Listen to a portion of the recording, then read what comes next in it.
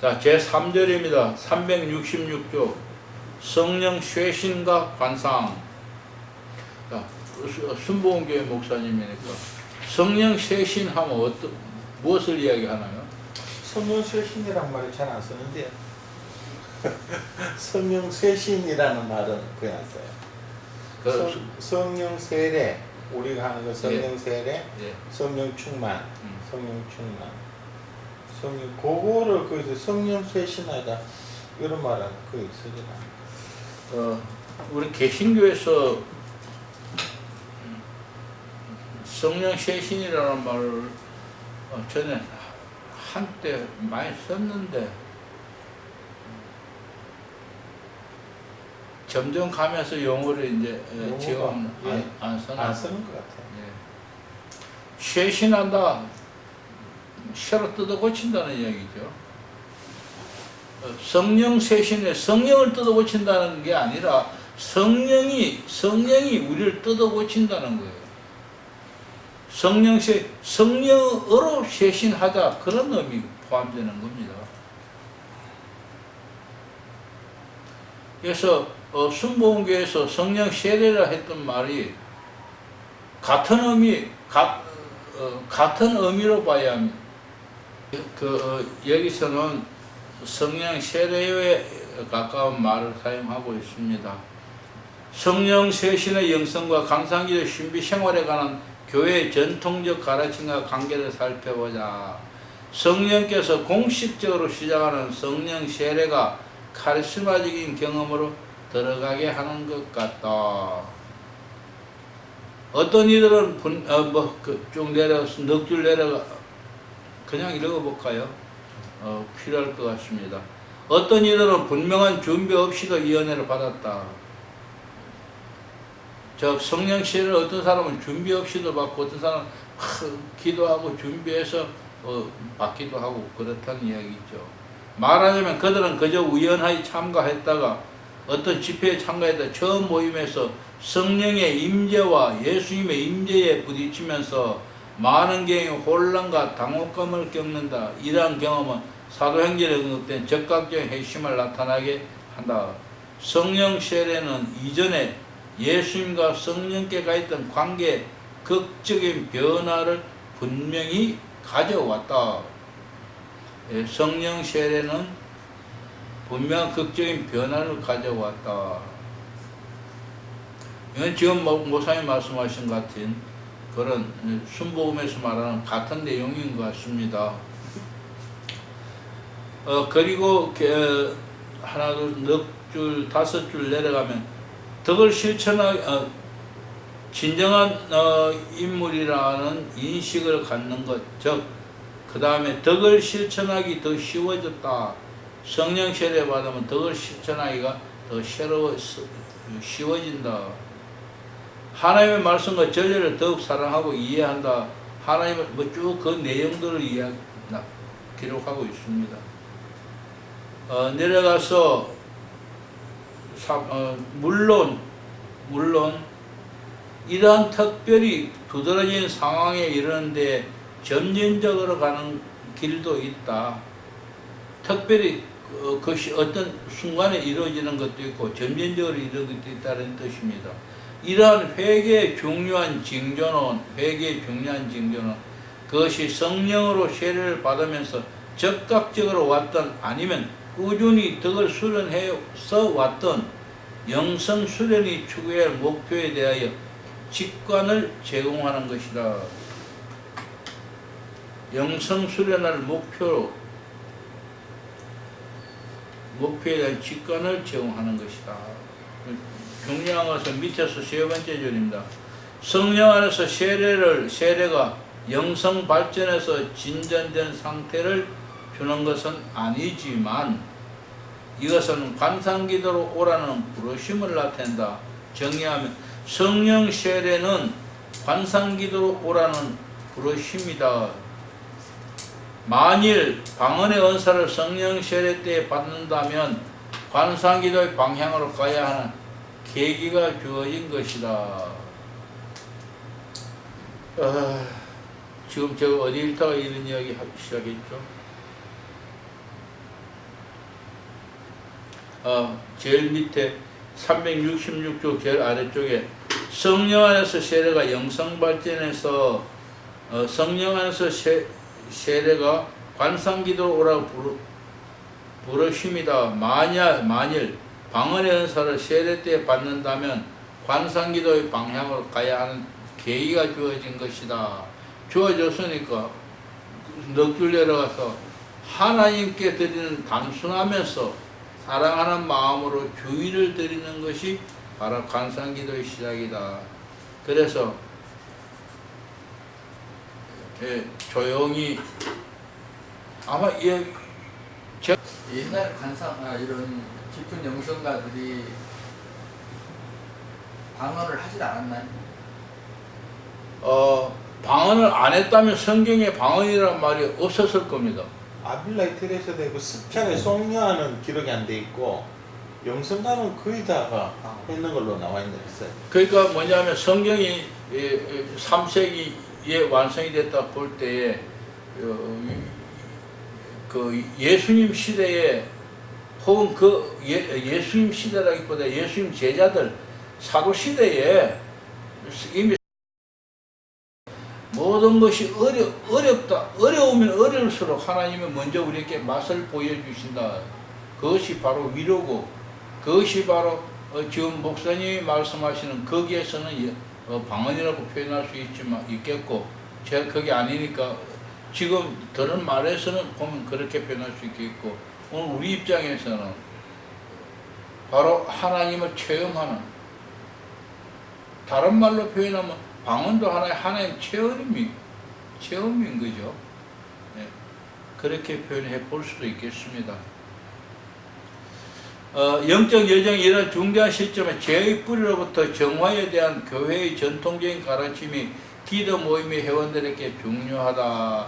내려가서 밑에서 5째 줄에 이것이 메마름이라 하는데요. 이러한 메마름의 기간은 무의식을 정화하는 여정의 부분이다. 바로 지금 이야기가 무의식에 정화하는 여정의 부분이다. 이 여정에는 뭐 합니까? 메마르기 때문에 메마름을 통과하기 전에 하나님은 우리에게 위로 맛을 보여주신 맛을 봤기 때문에 이 메마른 기간 중에 왜냐? 하나님 임재하면 이런 체험을 지금까지 해왔는데 지금부터는 하나님 내게 응답도 없고 내가 하나님 아무리 기도해도 응답도 없고 답변도 없고 이것도 없고 저것도 없고 만나지면 하나님 인식도 안 되고 임재도 체험도 안 되고 그래서 너무 메말라 하는 거예요. 바로 지금 그 과정을 이야기하고 있는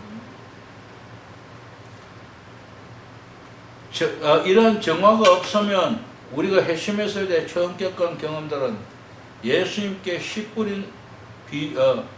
뿌리는 사람에 비유해서 돌밭에 떨어진 씨와 같은 운명을 겪어야 한다.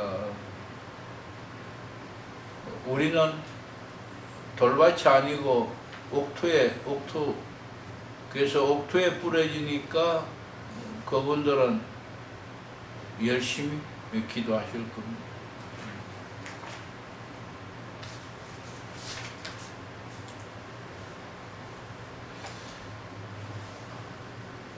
이러한 내용을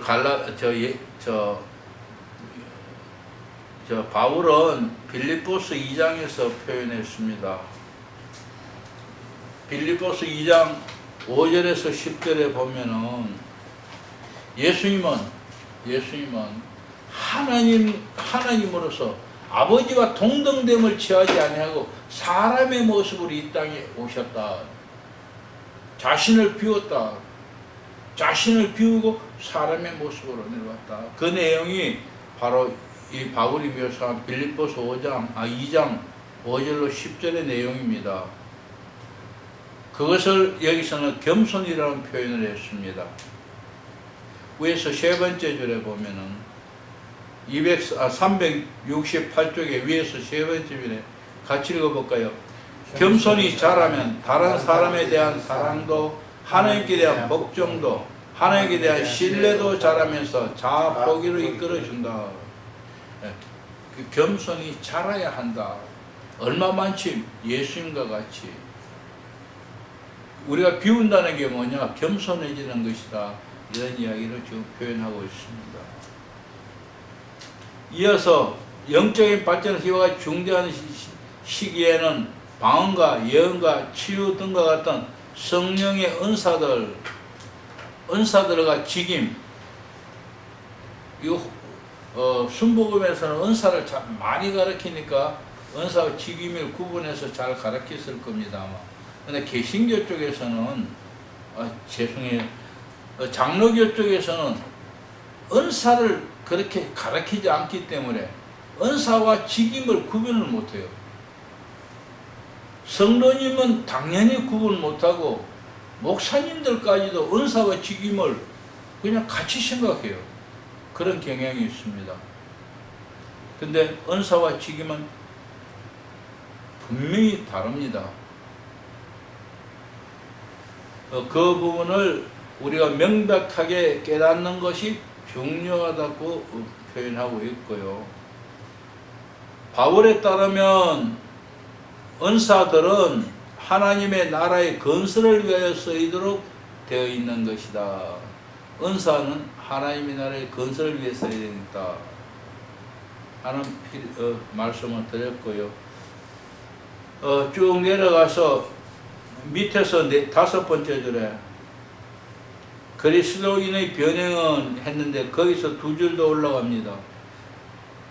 그 이유는 그들의 은사를 황홀하게 생각하는 데서부터 자유로워지고 자신을 겸손하게 지키도록 만들어주기 때문이다. 무슨 말이냐 하면은 예수님이 비우신 것 같이 우리도 모든 것을 다 비워야 한다.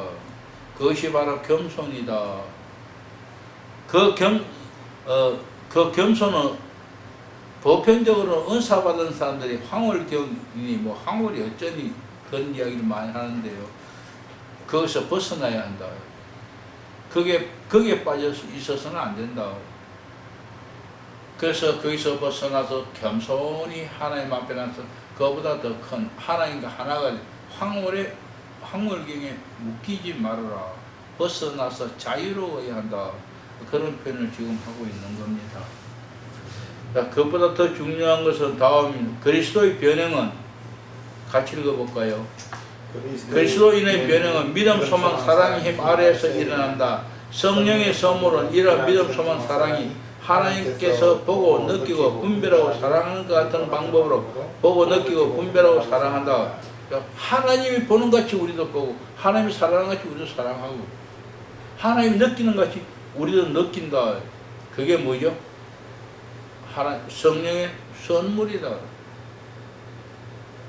그 결과적으로 성령의 선물은 우리를 그분과 같이 다시 말해서 그분이 우리와 함께 하나 되어 주신다.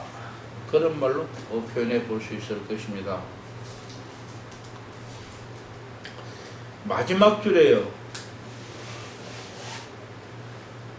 끝에 부분에 변형된 우리의 인간 속성 안에서 그리고 그 속성을 통하여 그리스도께서는 자신을 드러내신다. 예. 우리 안에서 하나님이 드러내신다. 그렇기 때문에 우리의 하는 행동이 바로 하나님의 하시는 일이다. 모든 사람이 다 그런 게 아니고요. 변형된 사람.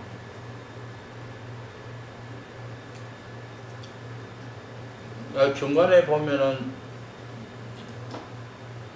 고린도전서 13장에 대한 얘기를 하고 있고요. 그리고 성령의 기도를 하거나 은사를 행하는 것은 믿음, 소망, 사랑이 성장하도록 지향해야 한다. 이런 기도는 성장하도록 지향해야 한다는 별로 중요한 것 같지는 않습니다만은 거기서 조금 더 내려가면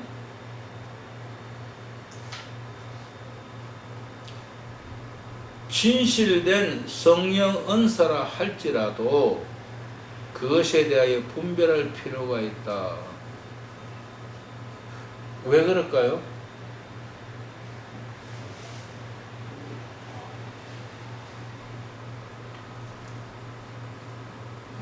많은 사람의 모든 것이 은사가 다 하나님께서부터 왔다 생각하겠지만은 그렇지 않은 경우가 있기 때문입니다.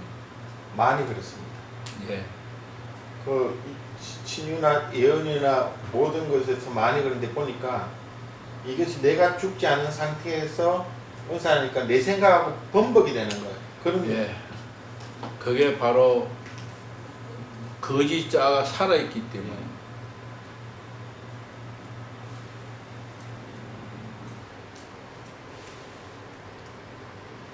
거기에서 두 줄 더 내려가면은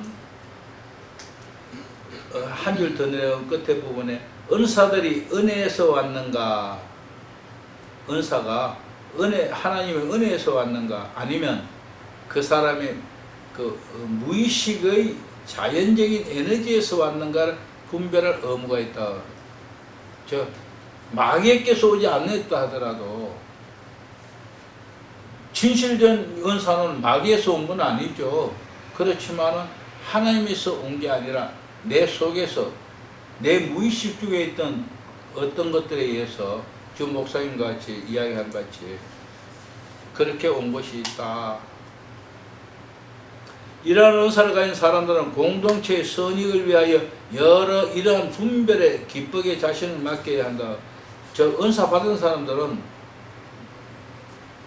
교회가 혹은 그 단체가 분별할 수 있도록 맡겨야 한다. 다른 말로 하면은 전체 교회가 그거 아니라고 말하면 우기지 말아야 한다는 뜻이죠. 자기는 보기에 그렇다 할지라도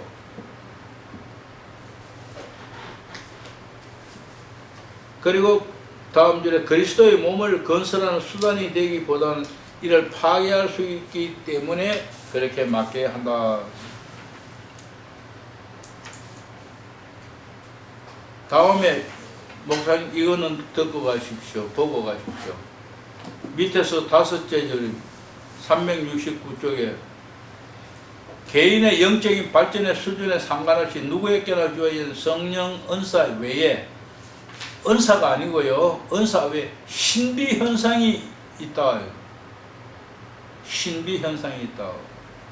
이것은 신비 현상 그것들은 투시 말씀을 듣는 것, 환식, 부양, 황홀경 그리고 다른 많은 것들이 있는데 이것들은 존재론적인 무의식 상태에서 하나님과 접촉하면서 영적으로 발전함에 따라 부차적으로 주어지는 것이다. 부차적으로 주어지는 것이라는 것은 뭡니까? 내가 요구하지 않아도 그냥 따라오는 거라는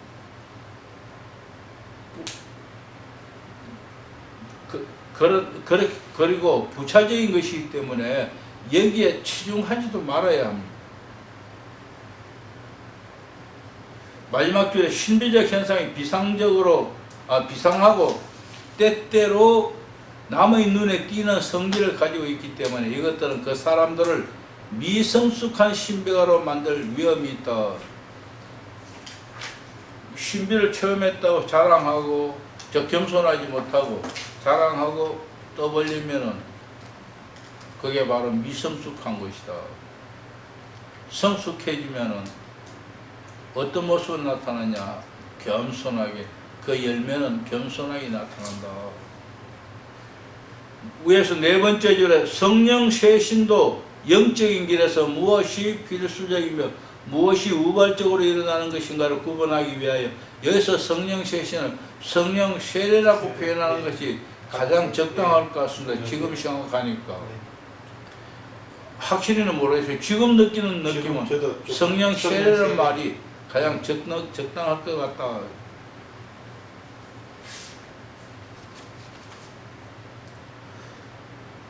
관상기도의 지식과 개인적인 경험을 통하여 철저히 자격을 갖춘 영적 지도자를 필요로 한다. 영적 지도자들은 누가 내적 침묵과 고독으로 하나님께 부르셨는가를 알아볼 수 있어야 하고, 영적 지도자가 되려면은 내적 침묵과 고독으로 하나님께 부르셨다. 그걸 판단할 줄 알아야 한다는 거예요. 고독에서 나와서 어느 특정한 활동이나 봉사를 하라는 부르심을 받을 때도 알아볼 수 있어야 한다. 어떤 사람은 기도하고 혼자 조용히 기도하는 지금 그 은사를 받고 하나님 거기로 부르셨다면은 그 일을 방해하지 말고 잘 하도록 지도해 줘야 하는. 근데 지도자가 그것을 잘못 깨달으면 그게 아니라 넌 지금 먹고 살아야지 혹은 교회에 이거 해야지 하고 엉뚱한 일로 활동으로 몰아낼 수도 있다는 거예요. 근데 어떤 사람은 지금 이 사람이 어느 사람 활동해야 하는데 자꾸만 활동을 안 하고 기도하려고만 버틴다. 그렇다면 이것에 잘 판단하고 가르쳐 지도해 줄 수 있는 그런 사람이라야 영적 지도자가 될 수 있다. 뭐 어쩌면 영적 지도가 갖춰야 할 덕목이죠. 한 5줄 더 내려가서 기도 회원의 기도가 성장하고 있는 모임에서는 기도 중에 침묵을 도입하는 것이 중요하다.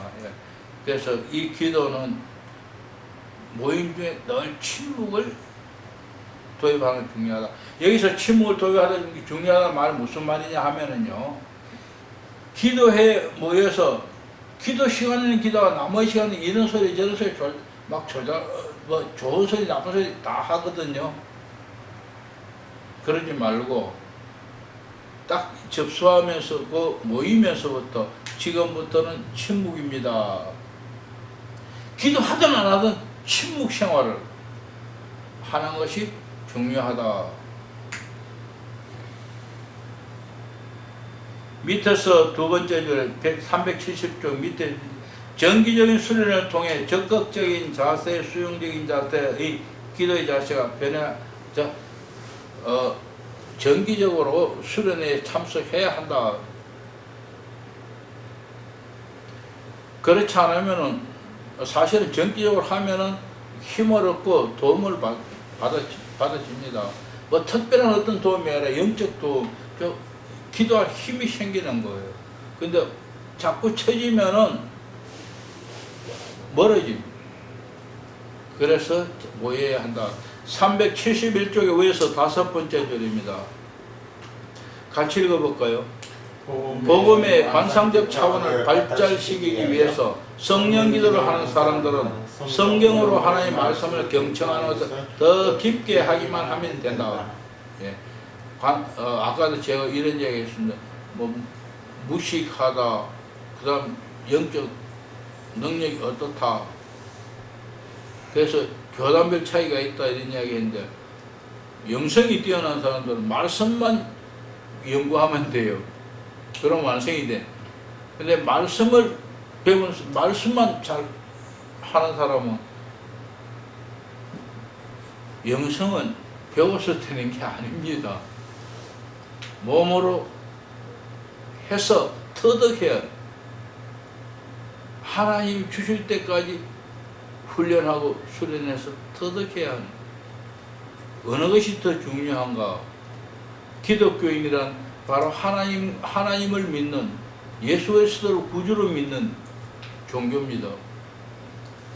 그분을 아는 것이 더 중요해요. 그분의 말씀이 중요한 것이 아니라 그분이 더 중요하다. 그분을 아는 것은 영성이고 그분의 말씀을 듣는 것은 지식입니다. 그분을 아는 분은 그분의 말씀을 듣기만 하면 되는데, 그분의 말씀을 아는 사람은 그분을 찾아야 합니다. 그런 말을 지금 하고 있는 겁니다. 371쪽 중간입니다. 필요한 것은 하나님에 관한 자신의 고정관념에서 초연해진 것인데, 그 이유는 같이 읽을까요? 성경은 하나님은 이해할 수도 없고 무한하시며 말로 행할 수 없는 분이라고 말하고 있기 때문이다. 그러니까 하나님은 우리가 알 수 없는 하나님이 우리 고정관념으로 다른 말로 우리 지식으로 묶어버리지 말아라. 내 지식의 범위로 가지고 하나님을 해석하려고 하지 말라는 거예요. 왜? 무한하신 분이기 때문에. 이사야서 40장 18절에 이렇게 말해, 너희가 하나님을 누구와 같다 하겠으며 무슨 형상에 비기겠느냐. 십자가 요한은 이렇게 말했습니다. 같이 읽어볼까요? 만일 우리가 하나님께로 가는 길을 지나치게 관념에 의존하면 인간적인 투사에 빠질 것이며, 예, 너무 관념적으로 생각하지 마라. 그러면 뭐냐? 내 관념에 투사된다. 투사가 뭐죠? 목사님, 투사가 뭐죠? 하나님을 순수하게 못 보고 내 생각과 관련해서 하나님을 해석합니다. 비슷한데 조금 더 구체적으로 표현하면 내 생각이 하나님께 비춰서 하나님보다 내 생각이 먼저 보이는 거예요. 이게 투사예요. 즉 영화 화면이 보이는 게 아니라 뒤에서 비치는 빛이 보이는 거예요. 빛이 투사됐기 때문에 그 바닥에 화면에 때가 묻었는지 거기에 뭐가 있는지 그 천인지 뭔지 안 보여요. 그림만 보여요. 그와 같이 하나님이 보이는 게 아니라 실제는 내 생각, 이것이 그게 반영이 되어서 투사돼서 그것만 보인다. 그러니까 참 하나님이 아니라는 거예요.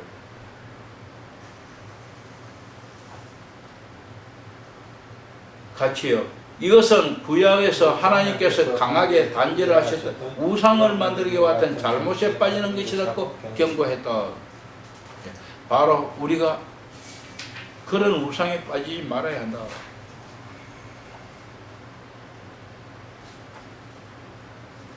관념에 의지한다는 게 뭘까요?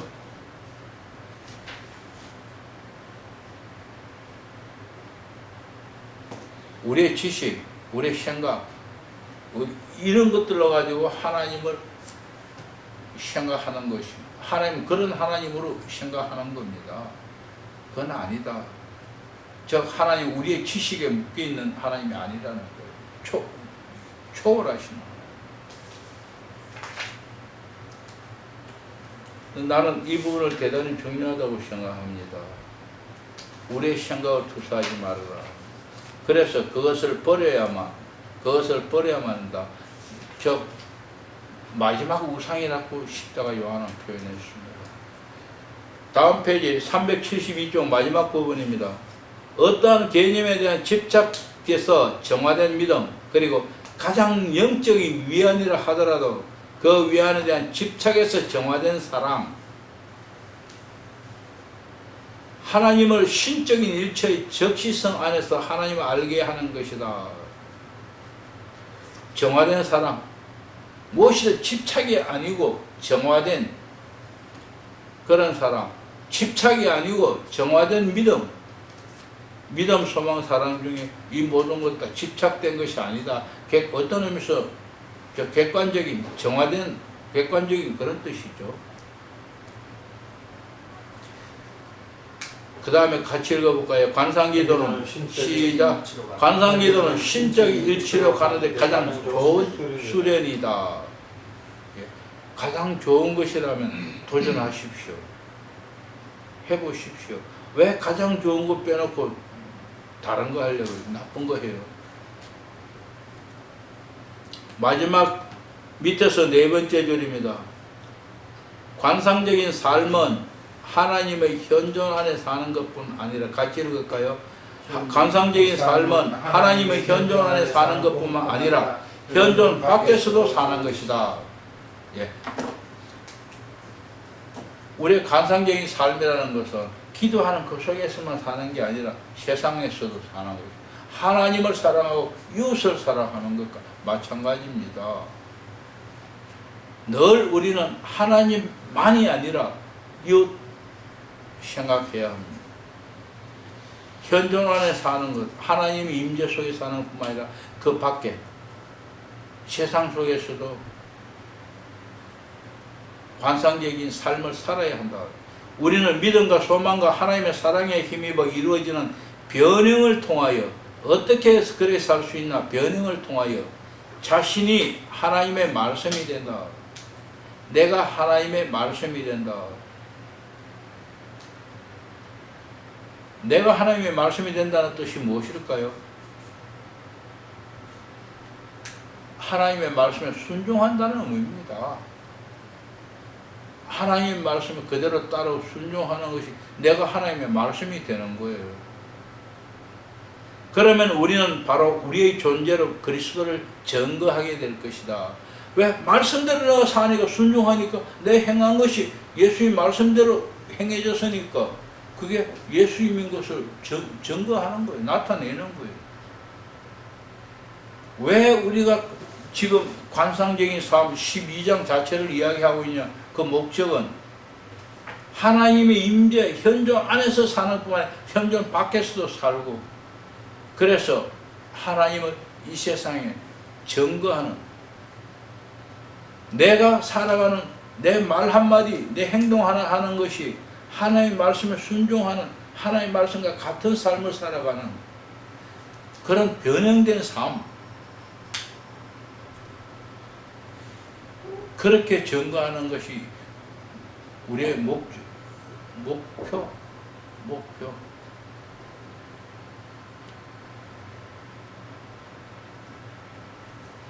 예, 제가 좀 하고 싶은 이야기 좀 더 많이 있었는데 제가 시간 조절을 잘 못해서 미안합니다. 기도하고 마칠게요.